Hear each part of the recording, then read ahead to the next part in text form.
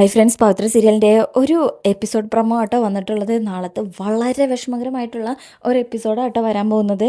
അപ്പോൾ എന്താ സംഭവം എന്ന് വെച്ചാൽ, പാർട്ടിയുടെ പ്രവർത്തനങ്ങൾക്കായിട്ട് വിക്രം ഇപ്പോൾ ശ്രീകാര്യം ശ്രീനിവാസനോടൊപ്പം തന്നെ ഉണ്ട്.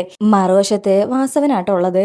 അങ്ങനെ ശ്രീകാര്യം ശ്രീനിവാസൻ്റെയും വാസവൻ്റെയും ഈ വോട്ട് ചോദിക്കുന്ന പരിപാടിയാണ് ഇപ്പോൾ നടന്നുകൊണ്ടിരിക്കുന്നത്. ശേഷം പിന്നീട് കാണിക്കുന്നത് രാത്രിയിലെ വരുണിനെ കുറച്ച് ഗുണ്ടകൾ ആക്രമിക്കാട്ടോ. അതിലൊരാളെ ഹെൽമെറ്റ് വെച്ചാണ് വന്നിരിക്കുന്നത്. അരുണിനെ കത്തിയെടുത്തൊരു ഒറ്റക്കുത്ത്. ഇതെല്ലാം ആ പുളിക്ക് അവിടെ നിന്ന് കാണുന്നുണ്ട്. കുത്തി കഴിയുമ്പോഴേക്കും ആൾക്കാർ ഓടി വരും. അതിൽ ആ പുളിക്കിൽ വിക്രം എന്ന് വിളിക്കുമ്പോൾ ആ ഹെൽമെറ്റ് വെച്ച ആൾ തിരിഞ്ഞു നോക്കാട്ടോ. വിക്രമാണ് അത് ചെയ്തതെന്നുള്ള ഒരു തെളിവിന് വേണ്ടിയിട്ടാണ് അവരങ്ങനെ ഒരാളെ നിർത്തിയിരിക്കുന്നത്. അതായത് വിക്രമിൻ്റെ അതേ ഷർട്ടും പാൻറ്റും പിന്നെ ആ ഒരു ഗെറ്റപ്പൊക്കെ മുഖം മനസ്സിലാവാതിരിക്കാൻ വേണ്ടിയാണ് ഹെൽമെറ്റ് വെച്ചിരിക്കുന്നത്. അങ്ങനെ വാ, ആ പുളിക്കരെ വിളിക്കുമ്പോൾ വിക്രം അവിടെ നിന്ന് ഓടിപ്പോവാണ്. പിന്നീട് ആകെ പ്രശ്നമാവാണ്. അങ്ങനെ വിക്രമാണ് ആ കൊലപാതകം ചെയ്തതെന്ന് വരുത്തി തീർക്കാനാണ് അവർ ശ്രമിക്കുന്നത്. അപ്പോഴേക്കും വാസുവിൻ്റെ MLA ആൾക്കാർ അങ്ങോട്ട് വരുന്നുണ്ട്. വിക്രം ഇങ്ങനെ ഓടിപ്പോകുന്നതായിട്ടുള്ള ഒരു ഭാഗം ചിത്രീകരിച്ചിരിക്കുകയാണല്ലോ. അവരെല്ലാം അത് കാണുന്നുണ്ട്. പിന്നീട് കാണിക്കുന്ന ഭാഗത്തിൽ വരുൺ മരിച്ചു കേട്ടോ. മോർച്ചറിയിൽ നിന്ന് ബോഡി മാറ്റാണ്. വാസവനും രേണുകയും പൊട്ടിക്കരയുന്നുണ്ട്.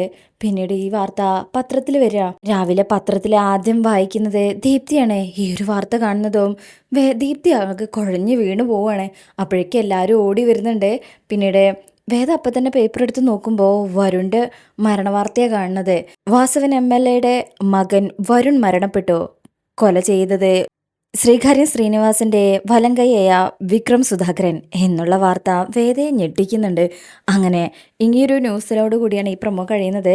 പിന്നീടുള്ള ഭാഗത്ത് ജോസഫ് ഓടി പോകുന്നുണ്ട്. ജോസഫ് എന്നിട്ട് വേദയെ വിളിക്കാൻ തോന്നണോ? വേദ അപ്പം തന്നെ പറയും, വിക്രമിനെ നിങ്ങൾ എത്രയും പെട്ടെന്ന് ചക്രവാണി സാറിൻ്റെ ഓഫീസിൽ എത്തിച്ചോളൂ എന്ന് പറഞ്ഞിട്ട് ആ കോള് കട്ട് ചെയ്യുന്നുണ്ട് കേട്ടോ. ബാക്കി കാര്യം വേദ നോക്കിക്കോളാം എന്ന് പറയുന്നുണ്ട്.